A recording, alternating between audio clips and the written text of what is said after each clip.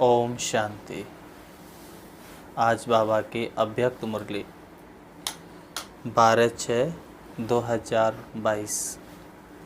प्रातः मुरली ओम शांति अव्यक्त बाप दादा रिवाइज 3/4/91 मधुबन।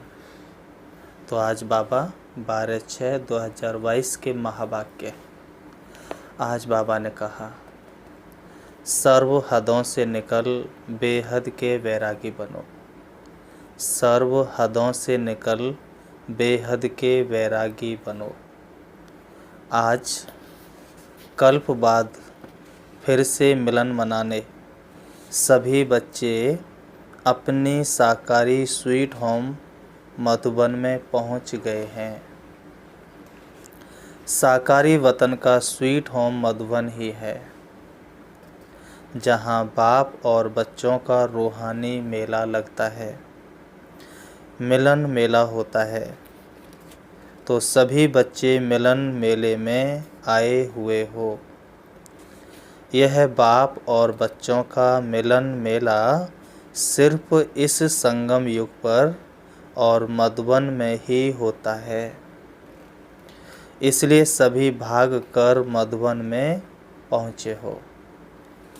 मधुबन बाप दादा का साकार रूप में भी मिलन कराता और साथ साथ सहज याद द्वारा अव्यक्त मिलन भी कराता है।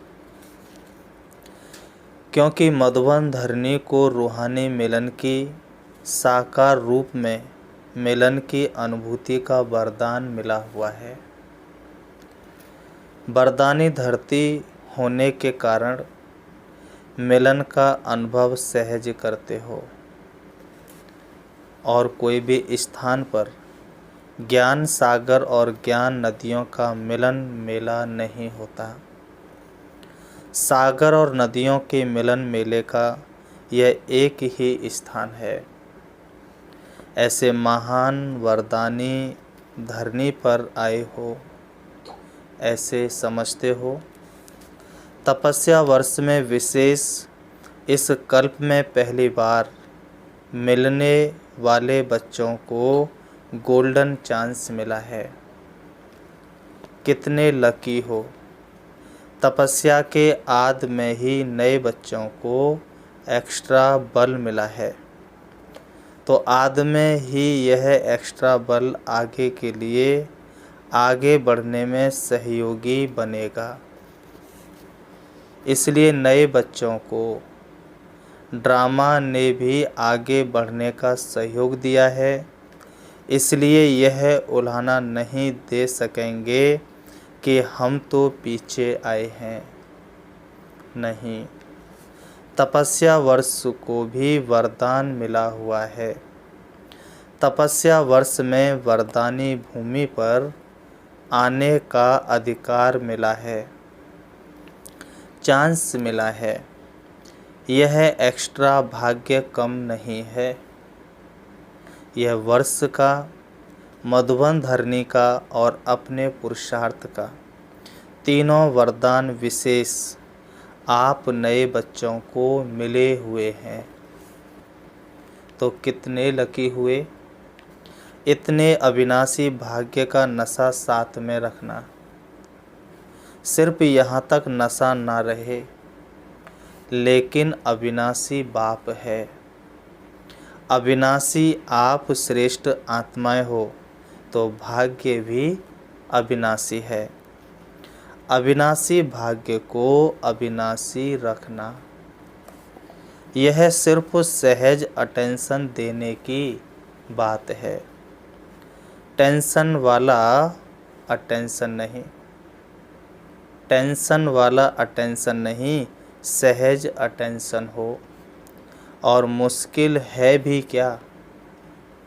मेरा बाबा जान लिया, मान लिया, तो जो जान लिया, मान लिया, अनुभव कर लिया, अधिकार प्राप्त हो गया, फिर मुश्किल क्या है। सिर्फ एक ही मेरा बाबा, यह अनुभव होता रहे, यही फुल नॉलेज है। एक बाबा शब्द में सारा आद मध्य अंत का ज्ञान समाया हुआ है। क्योंकि बीज है ना, बीज में तो सारा झाड़ समाया हुआ होता है ना। विस्तार भूल सकता है लेकिन सार एक बाबा शब्द है। यह याद रहना मुश्किल नहीं है, सदा सहज है ना। कभी सहज कभी मुश्किल नहीं।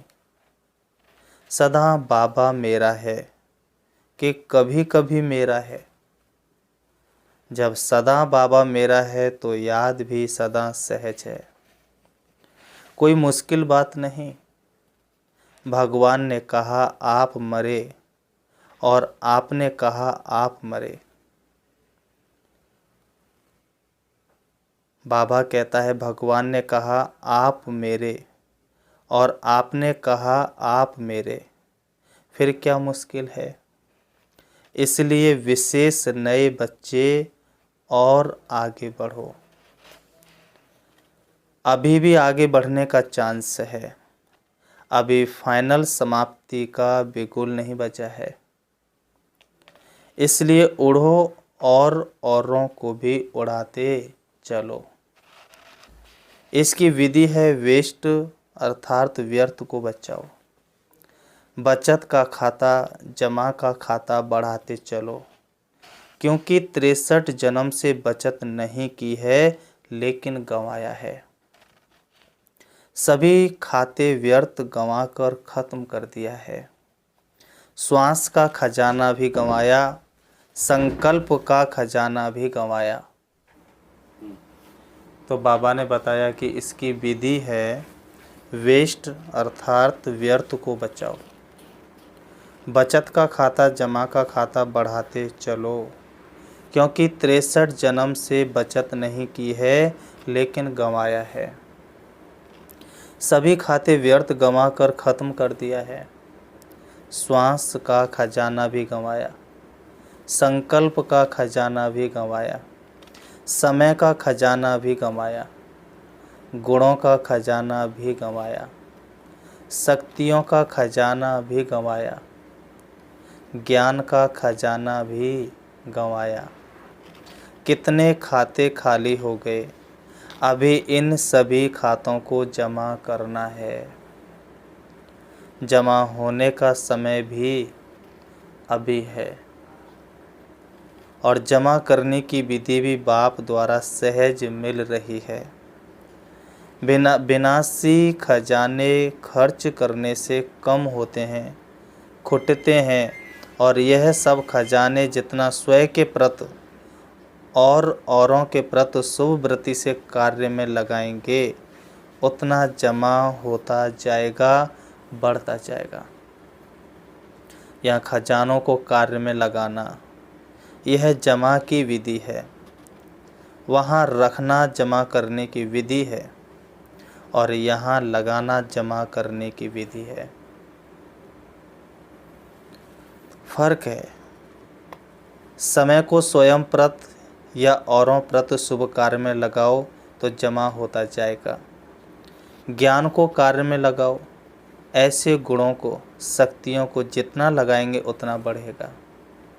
यह नहीं सोचना जैसे वह लॉकर में रख देते हैं और समझते हैं बहुत जमा है। ऐसे आप भी सोचो मेरे बुद्धि में ज्ञान बहुत है, गुण भी मेरे में बहुत हैं, शक्तियाँ भी बहुत हैं। लॉकअप करके नहीं रखो, यूज करो। समझा? जमा करने की विधि क्या है? कार्य में लगाना। स्वयं प्रति भी यूज करो, नहीं तो लूज हो जाएंगे। कई बच्चे कहते हैं कि सर्व खजाने मेरे अंदर बहुत समाये हुए हैं, लेकिन समाये हुए की निशानी क्या है?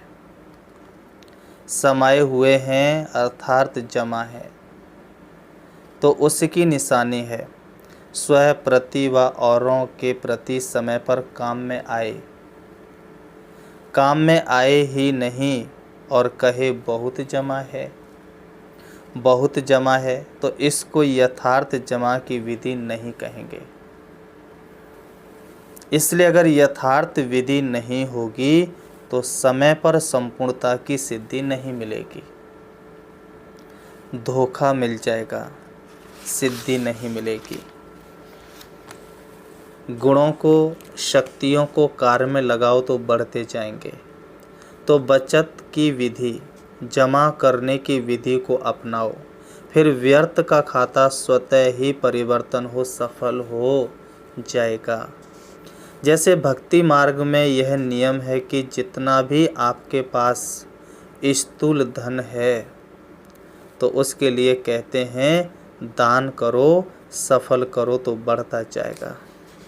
सफल करने के लिए कितना उमंग उत्साह बढ़ाते हैं भक्ति में भी। तो आप भी तपस्या वर्ष में सिर्फ यह नहीं चेक करो कि व्यर्थ कितना गंवाया। व्यर्थ गंवाया वह अलग बात है, लेकिन यह चेक करो कि सफल कितना किया। जो सारे खजाने सुनाए, गुण भी है बाप की देन। मेरा यह गुण है, मेरी शक्ति है, यह स्वप्न में भी गलती नहीं करना। यह बाप की देन है तो प्रभु देन, परमात्म देन को मेरा मानना यह महापाप है। कई बार कई बच्चे साधारण भाषा में सोचते भी हैं और बोलते भी हैं कि मेरे इस गुण को यूज नहीं किया जाता, मेरे में यह शक्ति है, मेरी बुद्धि बहुत अच्छी है, इसको यूज नहीं किया जाता है। मेरी कहाँ से आई, मेरी कहा और मैली हुई। भक्ति में भी यह शिक्षा 63 जन्मों से देते रहे हैं कि मेरा नहीं मानो, तेरा मानो, लेकिन फिर भी माना नहीं। तो ज्ञान मार्ग में भी कहना तेरा और मानना मेरा, यह ठगी यहाँ नहीं चलती। इसलिए प्रभु प्रसाद को अपना मानना, यह अभिमान और अपमान करना है। बाबा बाबा शब्द कहाँ भी भूलो नहीं। बाबा ने शक्ति दी है, बुद्धि दी है, बाबा का कार्य है, बाबा का सेंटर है, बाबा की सब चीज़ें हैं। ऐसे नहीं समझो मेरा सेंटर है, हमने बनाया है, हमारा अधिकार है। हमारा शब्द कहाँ से आया, आपका है क्या? गठरी संभाल कर रखी है क्या? कई बच्चे ऐसा नशा दिखाते हैं, हमने सेंटर का मकान बनाया है तो हमारा अधिकार है। लेकिन बनाया किसका सेंटर? बाबा का सेंटर है ना। तो जब बाबा को अर्पण कर दिया तो फिर आपका कहाँ से आया, मेरा कहाँ से आया? जब बुद्धि बदलती है तो कहते हैं मेरा है, मेरे ने ही मैला किया, फिर मैला होना है। जब ब्राह्मण बने तो ब्राह्मण जीवन का बाप से पहला वायदा कौन सा है? नयों ने वायदा किया है या पुरानों ने किया है? नए भी अभी तो पुराने होकर आए हो ना। निश्चय बुद्धि का फार्म भर कर आए हो ना। तो सबका पहला पहला वायदा है, तन मन धन और बुद्धि सब तेरे। यह वायदा सभी ने किया है। अभी वायदा करने वाले हो तो हाथ उठाओ। जो समझते हैं कि आईवेल के लिए कुछ तो रखना पड़ेगा, सब कुछ बाप को कैसे दे देंगे, कुछ तो किनारा रखना पड़ेगा। जो समझते हैं कि यह समझदारी का काम है, वह हाथ उठाओ। कुछ किनारा रखा है, देखना। फिर यह नहीं कहना कि हमको किसने देखा, इतनी भीड़ में किसने देखा। बाप के पास तो टीवी बहुत क्लियर है, उससे छिप नहीं सकते हो। इसलिए सोच समझ करके थोड़ा रखना हो, भल रखो। पांडव क्या समझते हो, थोड़ा रखना चाहिए? अच्छी तरह से सोचो। जिनको रखना है वे अभी हाथ उठा ले, बच जाएंगे। नहीं तो यह समय, यह सभा, यह आपका कांध का हिलाना, यह सब दिखाई देगा। कभी भी मेरापन नहीं रखो। बाप कहा और पाप गया। बाप नहीं कहते तो पाप हो जाता है। पाप के बस होते फिर बुद्धि काम नहीं करती है। कितना भी समझाओ, कहेंगे नहीं, यह तो राइट है, यह तो होना ही है, यह तो करना ही है। बाप को भी रहम पड़ता है, क्योंकि उस समय पाप के बस होते हैं। बाप भूल जाता है तो पाप आ जाता है, और पाप के वश होने के कारण जो बोलते हैं, जो करते हैं, वह स्वयं भी नहीं समझते कि हम क्या कर रहे हैं, क्योंकि परवश होते हैं। तो सदा ज्ञान के होश में रहो, पाप के जोश में नहीं जाओ। बीच बीच में यह माया की लहर आती है, आप नए इन बातों से बच करके रहना। मेरा मेरा मैं नहीं जाना। थोड़ा पुराने हो जाते हैं तो फिर यह मेरे मेरे की माया बहुत आती है। मेरा विचार, मेरी बुद्धि ही नहीं है तो मेरा विचार कहाँ से आया। तो समझा, जमा करने की विधि क्या है। कार्य में लगाना, सफल करो। अपने ईश्वरीय संस्कारों को भी सफल करो, तो व्यर्थ संस्कार स्वतः ही चले जाएंगे। ईश्वरीय संस्कारों को कार्य में नहीं लगाते हो तो वह लॉकर में रहते और पुराना काम करते रहते। कईयों की यह आदत होती है, बैंक में या अलमारियों में रखने की। बहुत अच्छे कपड़े होंगे, पैसे होंगे, चीज़ें होंगी, लेकिन यूज फिर भी पुराने करेंगे। पुरानी वस्तु से उन्हों को प्यार होता है और अलमारी की चीज़ें अलमारी में ही रह जाएंगी और वह पुराने से ही चला जाएगा। तो ऐसे नहीं करना।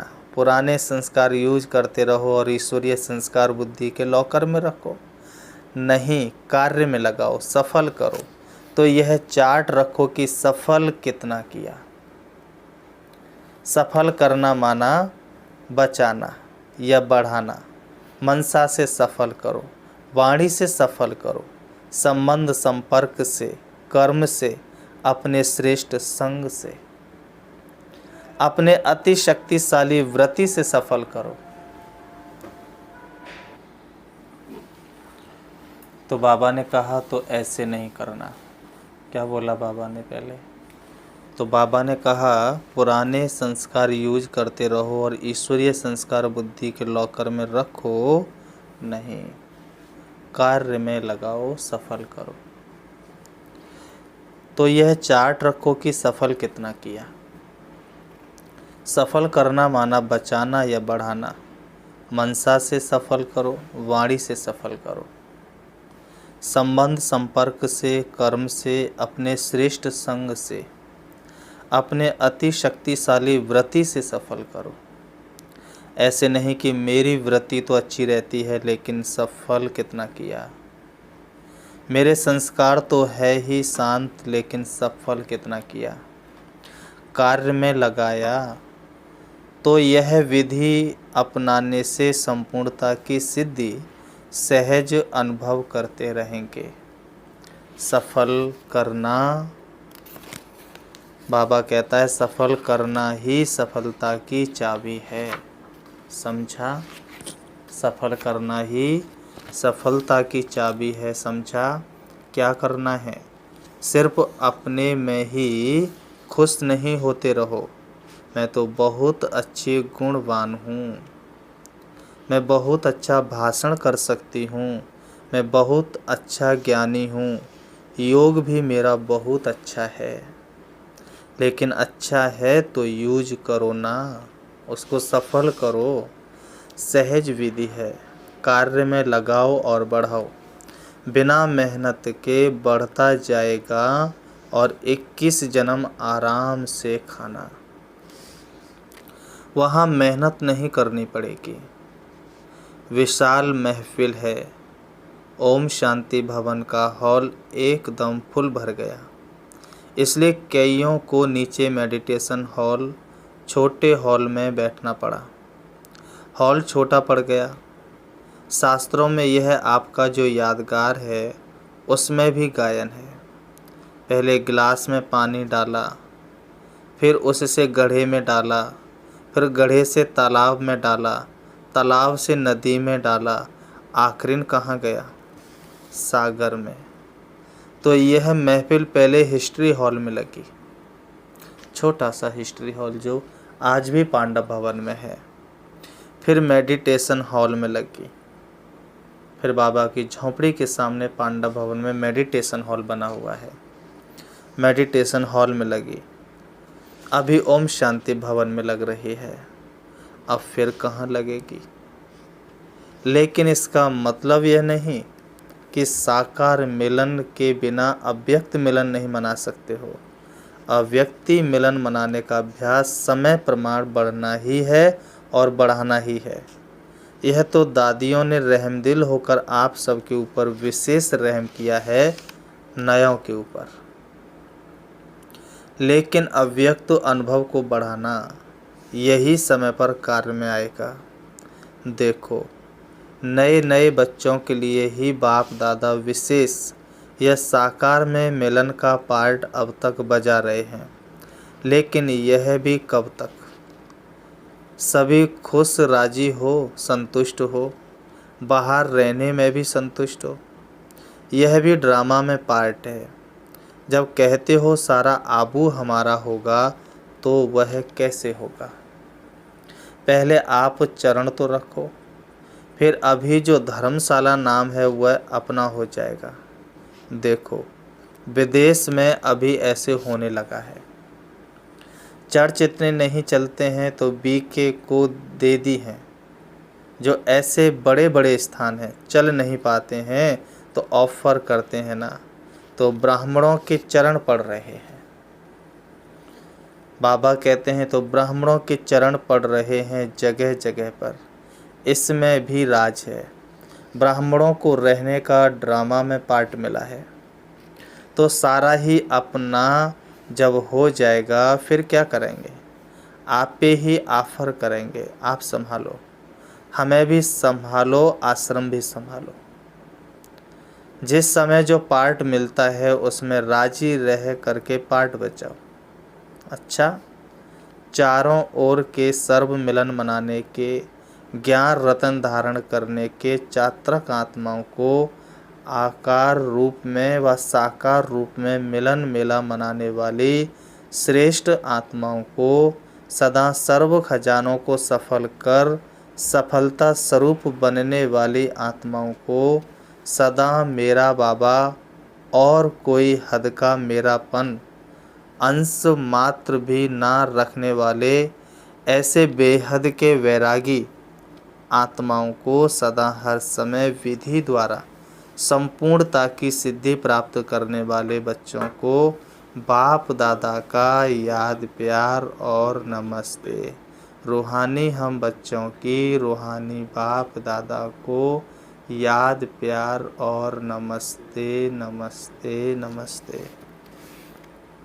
दादियों से सदैव कोई नई सीन होनी चाहिए ना। यह भी ड्रामा में नई सीन थी जो रिपीट हुई। यह सोचा था कि यह हॉल भी छोटा हो जाएगा। सदा एक सीन तो अच्छी लगती नहीं, कभी कभी की सीन अच्छी लगती है। यह भी एक रूहानी रौनक है ना। इन सभी आत्माओं का संकल्प पूरा होना था, इसलिए यह सीन हो गई। यहाँ से छुट्टी दे दी, भले जाओ। तो क्या करेंगे? अभी तो नए और बढ़ने हैं और पुराने तो पुराने हो गए। जैसे उमंग से आए हैं वैसे अपने को सेट किया है। यह अच्छा किया है। विशाल तो होना ही है, कम तो होना है ही नहीं। जब विश्व कल्याणकारी का टाइटल है तो विश्व के आगे यह तो कुछ भी नहीं है। वृद्धि भी होनी है और विधि भी नए से नई होनी है। कुछ ना कुछ तो विधि होती रहनी है। अभी वृत्ति पावरफुल होगी, तपस्या द्वारा वृत्ति पावरफुल हो जाएगी तो स्वतः ही वृत्ति द्वारा आत्माओं की भी वृत्ति चेंज होगी। अच्छा, आप सब सेवा करते थकते तो नहीं हो ना? मौज में आ रहे हो, मौज ही मौज है। अच्छा वरदान, श्रेष्ठ कर्म द्वारा दुआओं का स्टॉक जमा करने वाले चैतन्य दर्शनीय मूर्त भव। जो भी कर्म करो उसमें दुआएं लो और दुआएं दो। श्रेष्ठ कर्म करने से सबकी दुआएं स्वतः मिलती हैं। सबके मुख से निकलता है कि यह तो बहुत अच्छे हैं, वाह। उनके कर्म ही यादगार बन जाते हैं। भले कोई भी काम करो, लेकिन खुशी लो और खुशी दो। दुआएं लो, दुआएं दो।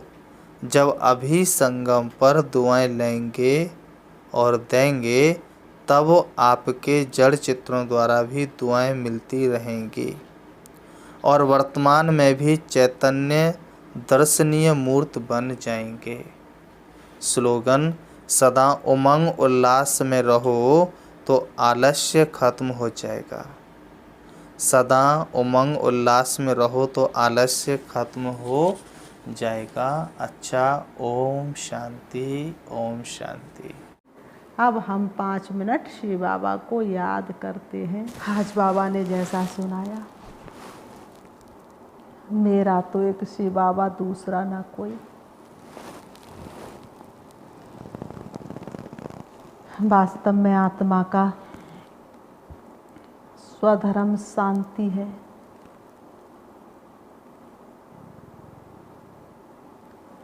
तो अपने आप को सम्मान देंगे। मैं आत्मा इस सृष्टि रंगमंच पर अकेली आई थी और मुझे अकेला ही जाना है। मैं आत्मा एकांत प्रिय हूँ, एक व्रता हूँ,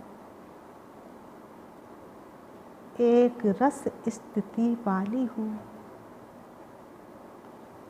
मैं एक के अंत में खो जाने वाली हूँ। भक्त लोग एकादशी का व्रत रखते हैं। मैं एक से सर्व संबंध रखने वाली एकांत वासी हूँ।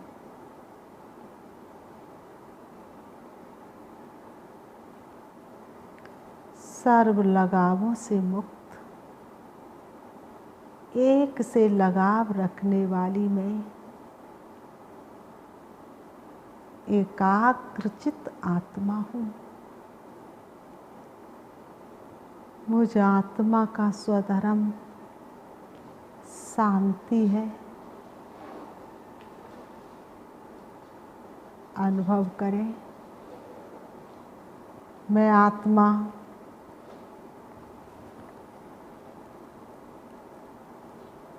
एक श्री बाबा की प्रिय संतान,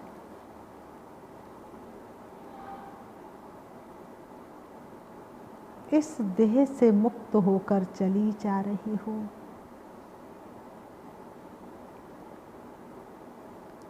अपने प्यारे पिता परमात्मा के पास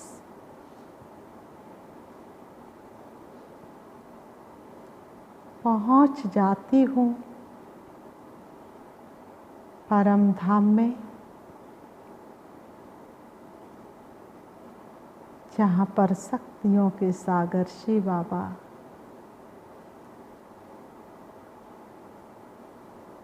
लाइट की किरणें बिखेरे हुए मेरे सामने हैं। मैं श्री बाबा को अपने दिव्य चक्षु के द्वारा देख रही हूँ। खो जाती हूँ उनकी यादों में, समा जाती हूँ। मुझे कोई भी याद नहीं आ रहा। मैं एक रस स्थिति में स्थित होकर बाबा को अपने सामने देख रही हूँ। खो जा रही हूँ। मैं बिल्कुल अकेली हूँ। मेरा कोई नहीं। मेरा एक शिव बाबा, दूसरा ना कोई। ये प्रैक्टिकल मुझे अनुभव हो रहा है। मैं एक के अंत में समाई हुई हूँ।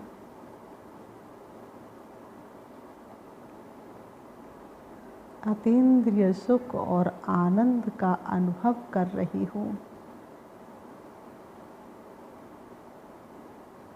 सर्व शक्तियों से भरपूर हो रही हूँ।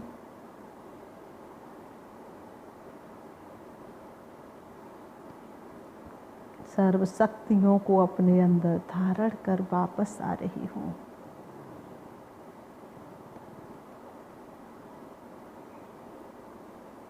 सृष्टि रंगमंच पर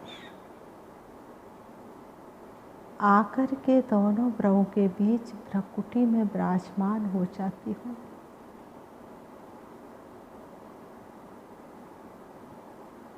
मेरे चारों तरफ शांति ही शांति है। कोई भी प्रकार की हलचल नहीं। कोई भी मेरे सामने आता है, शांत हो जाता है। मेरे चारों तरफ का वातावरण बिल्कुल शांत है।